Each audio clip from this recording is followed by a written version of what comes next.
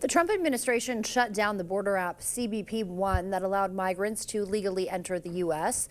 Minutes after yesterday's inauguration, the app, introduced under former President Biden, went offline.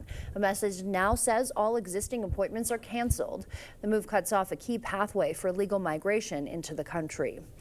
And Donald Trump delaying TikTok's shutdown for a few weeks. He signed an executive order that delays enforcement of the ban for 75 days. The executive order only delays enforcement, does not end it. And United Health Group's fourth quarter profits topping expectations in its first earnings report since December's fatal shooting of its insurance unit CEO.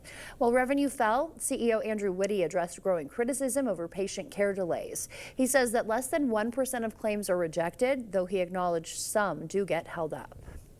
The immediate threat of the LA wildfires may have subsided, but the rebuilding will take years. As a tourist, it can be difficult to know when to return to an area recovering from a disaster and how to handle a visit. In today's Travel Tuesday, Wendy Gillette offers more. Los Angeles remains in emergency mode, with fires still burning and some residents just now seeing the devastation of their neighborhoods for the first time.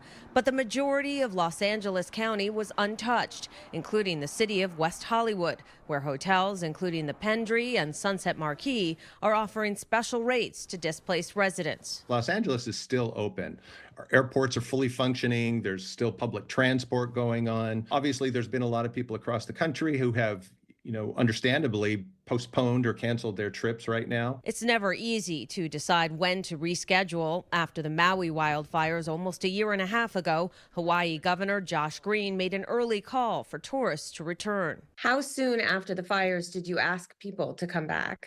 For me, it was 1 month to the day after the fires. At the time, it was a controversial decision. It was controversial, but it was also very deliberate, because we learned the lesson in COVID that if you're not deliberate about what you can offer, then people stay confused and they don't know whether to travel back. They don't know if they're welcome. The University of Hawaii estimates Maui was losing $13 million a day in spending before tourists returned.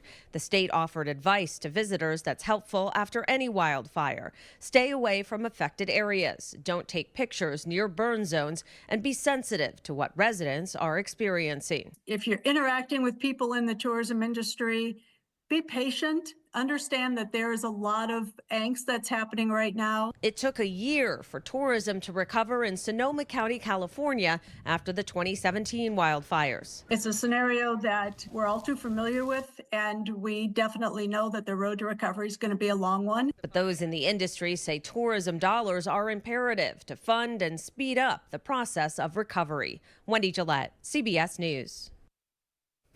The state of Hawaii is working on a program called Aloha for LA, which will allow first responders to visit at discounted rates.